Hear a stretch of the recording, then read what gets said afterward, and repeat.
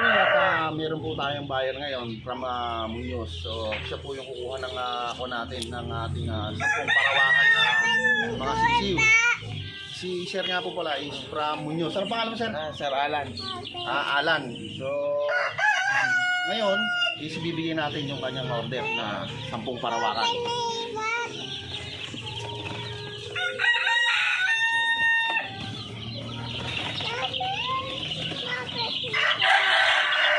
Mo. Ay. Wait lang, wait.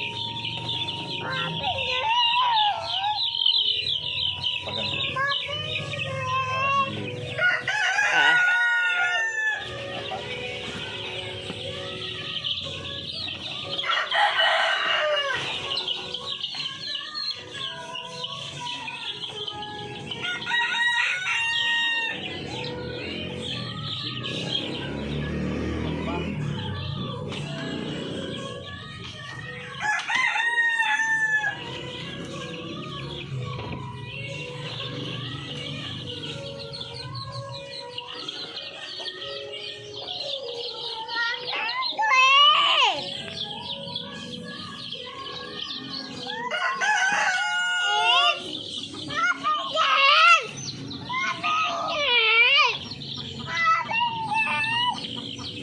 Six na? 8, 10. So, 10 kayo makita mo. Yan. 10 yung kinukuha niya mga Pinoy. So, sakto na to. 10. At okay na. Tara. Doon tayo. At ito na. Ready na yung pick up niya sa atin. At so, babayaran na ni sir. Sir, ito. So, meron tayong pambili ng patoka mga Kapinoy. Thank you, sir. At ingat ka sa biyahe mo mamaya. So, baka may shoutout ka. Wala na, sir. Basta ipapalike and share ko na lang yung Yun. page mo sa mga kaibigan at kapatid. Yan. Salamat, sir. Salamat. Yes, sir.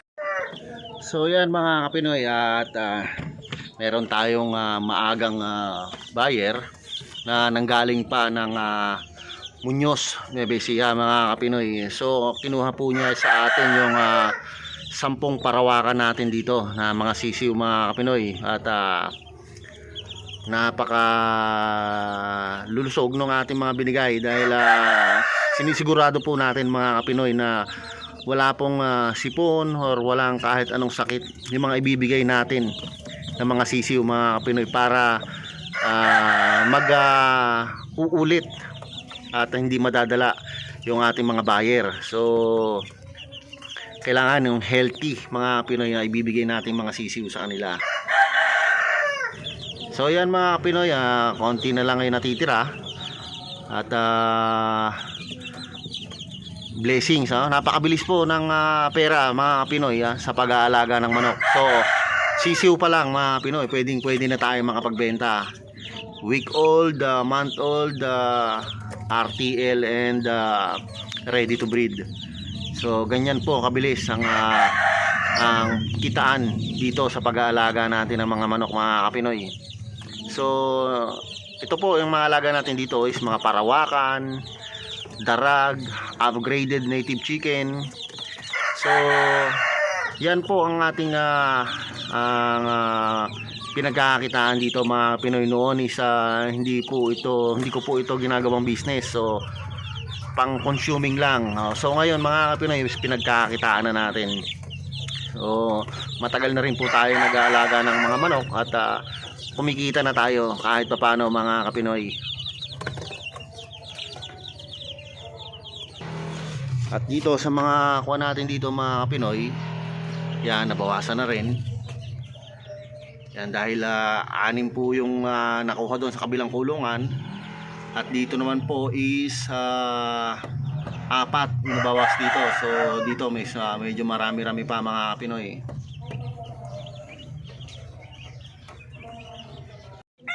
Mga Pinoy, kahit po malayo pa ang pinanggalingan ng ating mga buyer, basta po gusto nila yung ating mga alaga, yung mga sisiw natin mga Pinoy, pupuntahan po nila yan kahit saan pa po sila nanggaling, kahit malayo pa yan mga Pinoy. Ganoon po ang ang mga tunay na buyer na gustong bilhin yung ating mga alaga, dahil nakikita po nila mga Pinoy na healthy yung mga binibenta natin at walang sakit. Number 1 po yan kung magbenta tayo ng ating mga alaga mga Pinoy, para po merong babalik at babalik yung ating mga buyer pagka po maganda yung materialis na ibibigay natin sa kanila.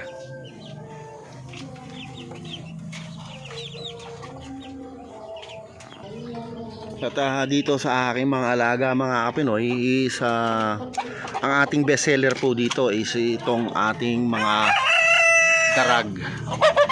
So palagi po ito ang hinahanap sa akin mga Pinoy, at ang ating mga parawakan syempre dahil ito pong ating mga darag is magaganda po ang mga katawan nito mga Pinoy, at talagang hindi lang po sa ganda ng katawan, yung pong lasa mga Pinoy. Yun po kasi ang gustong matikman ng ating mga buyer, no? So number 1, tastiest native chicken in the Philippines. Yan po. At paulit-ulit ko pong natitikman ng ating mga darag mga Pinoy. So talagang never pong magpatalo yan sa kahit anong lasang native chicken. So pagka meron po akong available dito na rooster at gusto ko pong magkatay or kumain o mag-ulam ng ating darag meat, so palagi ko lang po niluluto dito mga Pinoy is tinola, tsaka po yung inasal. So napakalasa po talaga mga Pinoy. Talagang mapapa-only rice ka pagka ito ang ulam mo. Tsaka po yung adobo rin mga Pinoy. Hindi magpapatalo yung adobo natin dito, adobong darag. Kaya po in-encourage ko po kayo mga Pinoy mag-alaga po ng darag native chicken na nagmula dito sa atin sa Pilipinas mga Pinoy, dahil ako po tinatangkilik ko talaga yung sariling atin, yung ating mga sariling mga manok dito sa Pilipinas mga Pinoy. At ito po ang second version ng ating mga labuyo, kaya talagang napakasarap po ng karne nito mga Pinoy.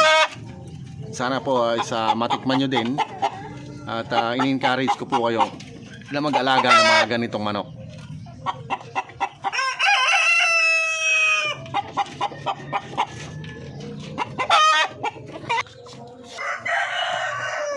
Mahina lang po sa maintenance ito mga Pinoy. Mahina lang pong small amount lang po ang kinakain ng mga darag native chicken mga Pinoy. So hindi po tayo masyadong masasaktan sa patukan nito mga Pinoy.